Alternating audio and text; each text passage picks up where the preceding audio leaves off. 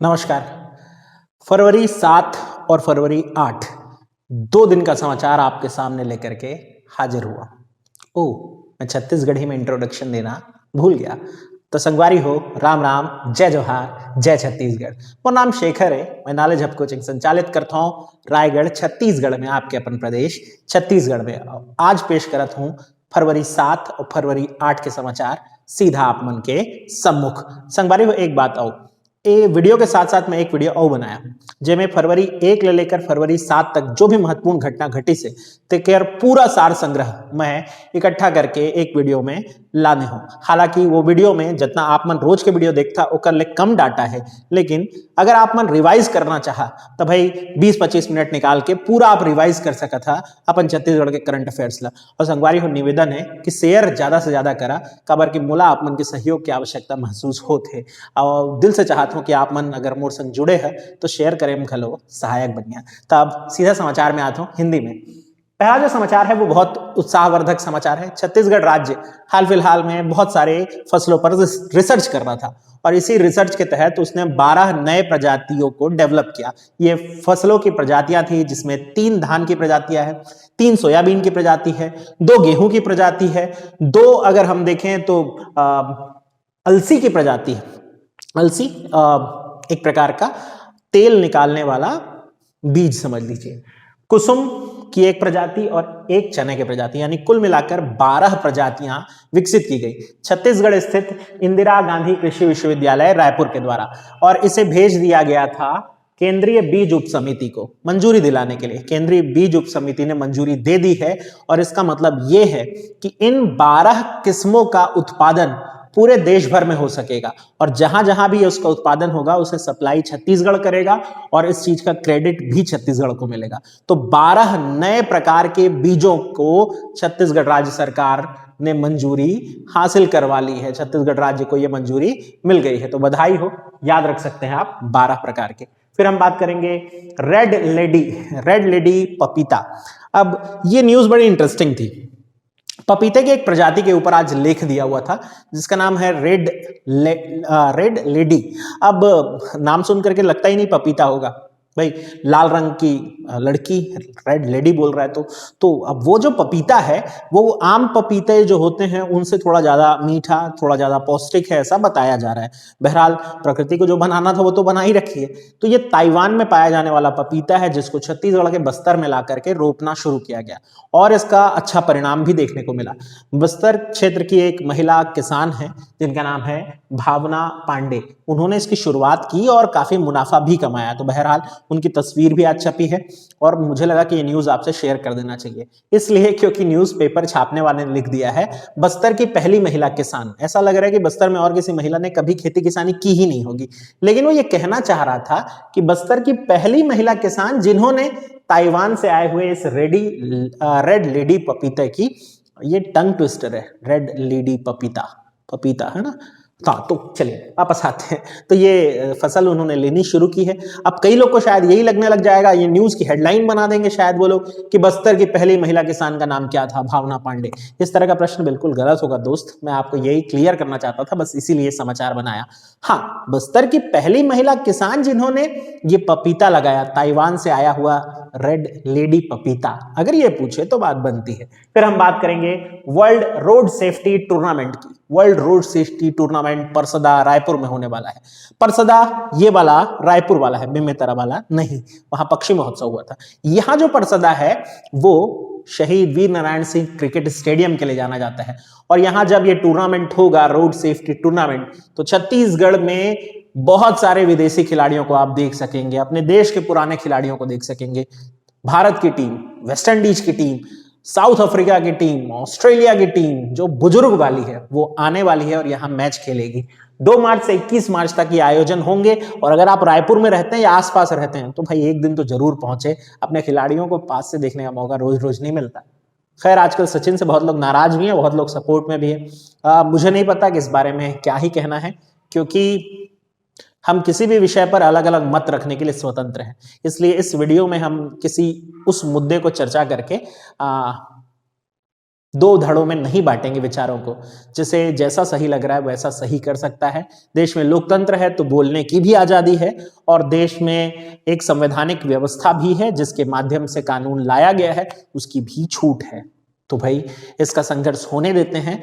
लेकिन बहुत पहले एक बड़े फेमस कवि हैं, उनका एक पंक्ति मुझे याद आ रहा है कि जो तटस्थ रहे हैं आगे उनका भी न्याय लिखा जाएगा।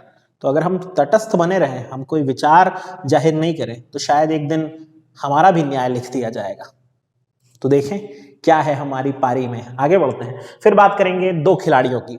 बी प्रमोद कुमार 80 किलोग्राम वर्ग में खेलते हैं और राजिक रिजवी 76 किलोग्राम वर्ग में खेलते हैं। दोनों कराटे के खिलाड़ी हैं और दोनों मंदसौर यानी मध्य प्रदेश में आयोजित राष्ट्रीय कराटे स्पर्धा में स्वर्ण पदक जीत करके आए हैं। तो राष्ट्रीय कराटे स्पर्धा में स्वर्ण पदक जीतने वाले दो खिलाड़ी बी प्रमोद कुमार और राजिक रिजवी, कराटे के प्रसिद्ध खिलाड़ी। फिर बात करेंगे तमनार की। तमनार रायगढ़ में है और यहाँ टेक्सटाइल यूनिट की स्थापना की घोषणा हुई है। हालांकि ये घोषणा जिला सरकार या जिला प्रबंधन के द्वारा की गई है। इसका उद्देश्य होगा कि यहाँ यूनिफॉर्म आदि की सिलाई की जाए। औद्योगिक क्षेत्र है और बहुत सारे उद्योगों क्षेत्रों की अपनी यूनिफॉर्म होती है, साथ ही साथ कई सरकारी संस्थानों की भी यूनिफॉर्म होती है जिसको हम बाहर से खरीदते आए हैं अब तक। तो रायगढ़ के लोग रायगढ़ में ही बना हुआ खरीदें, इसके लिए तमनार में टेक्सटाइल यूनिट स्थापना होगी, क्या पता पूछ ले आपसे। फिर आप अजीत जोगी जी पर बात करते हैं। अजीत जोगी छत्तीसगढ़ राज्य के पहले मुख्यमंत्री महोदय। अब इनके लाइफ पर एक फिल्म बनने वाली है। ऐसे फिल्म को बायोपिक कहते हैं जो किसी जीवन पर आधारित होती है, किसी व्यक्ति के जीवन पर आधारित होती है।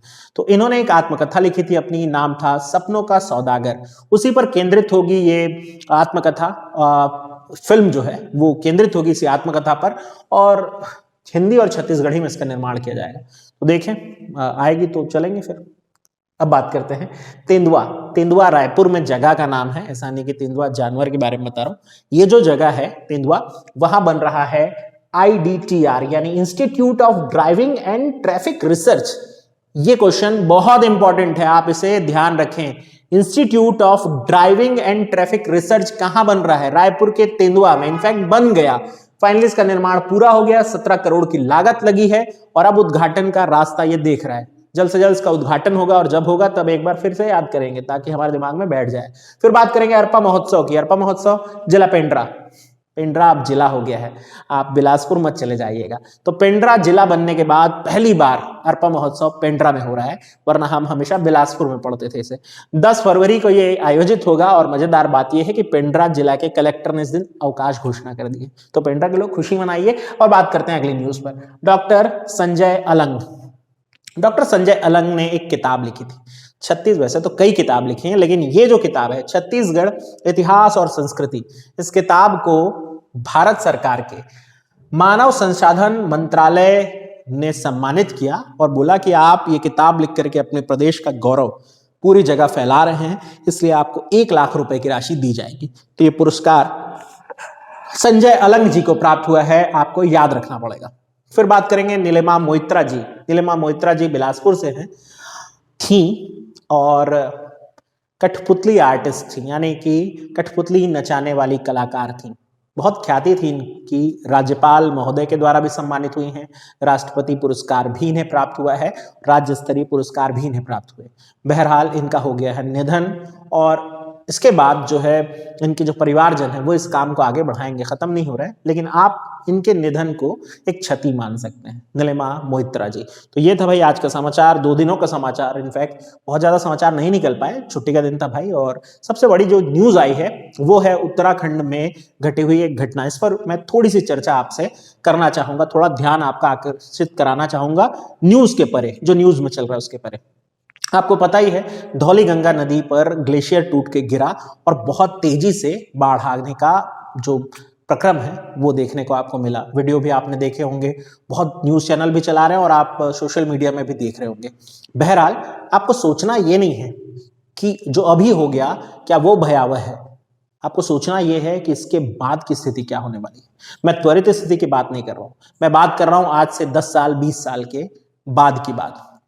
ग्लेशियरों का यूं टूट करके गिर जाना, यूं पिघल करके एकदम से अपनी जगह छोड़ देना, ये ग्लोबल वार्मिंग के कारण हुआ है। यानी ये जो तापमान हम लगातार बढ़ा रहे हैं और हम हर साल एक रिकॉर्ड दर्ज करते हैं।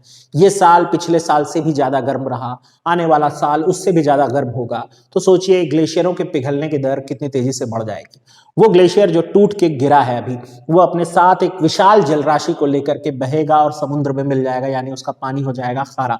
दो प्रॉब्लम होगी, एक, आने वाले वर्षों में उस क्षेत्र में पेयजल संकट उत्पन्न हो जाएगा। आज तक हम पढ़ते आए हैं कि हिमालय से आने वाली नदियां सदा नीरा होती हैं, यानी उनका पानी कभी समाप्त नहीं होता। लेकिन अगर ग्लेशियर ही नहीं रहे तो क्या, ग्लेशियरों के पिघलने की दर बहुत तेज हो गई है। ये एक प्रॉब्लम है जिस पर नजर जानी चाहिए, सरकार की भी और आपकी और हमारी भी। सरकार ही अकेले कुछ नहीं कर सकती, हम भी रिस्पॉन्सिबल है इसके लिए। तो हम ये तो नहीं कह रहे हैं कि आप वहां जाकर के ग्लेशियर बचाइए, लेकिन अपने हिस्से में जो भी आप ग्लोबल वार्मिंग को कम करने का प्रावधान कर सकते हैं वो सब आपको करना चाहिए। दूसरी बड़ी प्रॉब्लम, जब समुद्र में इतना बड़ा जल राशि पहुंचेगा तो जल स्तर बढ़ेगा और जो तटीय इलाके उनके डूबने का खतरा बढ़ जाएगा। हॉलीवुड की एक बहुत पुरानी फिल्म है और जिसका नाम है वाटर वर्ल्ड, उसमें यही समस्या दिखाई गई थी। अगर आप देखते हैं हॉलीवुड की फिल्में तो आपको पता चलेगा कि कैसे एक समय आएगा जब पूरी पृथ्वी पानी से भर जाएगी और लोग उन्हीं पानी के बीच में बने हुए किन्हीं छोटे छोटे टापुओं में, किसी छोटे छोटे जगहों पर जो कृत्रिम कॉलोनी है वहां रहने को मजबूर हो जाएंगे। तो ऐसी नौबत ना आए, इसके लिए भाई हमको भी और सरकार को भी कदम उठाने की जरूरत है। और बहुत सारी परियोजनाएं वहां बन रही थी, ऋषिकेश परियोजना बन रही थी, हाइडल पावर प्रोजेक्ट बन रहा था वहां। इस तरह की इतनी सारी परियोजनाएं अगर आप किसी ऐसी जगह पर बनाएंगे जो कि प्रकृति ने अपने लिए आरक्षित कर रखी है, आप प्रकृति की उस जगह पे अगर घुसेंगे तो प्रकृति आपसे बदला लेती है, और जब प्रकृति बदला लेती है तो सिर्फ मौन बचता है। तो भाई इस मौन को मौन ही रहने दें, इस पर कोलाहल ना करें। तो ये था भाई आज के समाचार और मेरा विचार। मिलते हैं अगले वीडियो में, ध्यान रखिए अपना और अपनों का।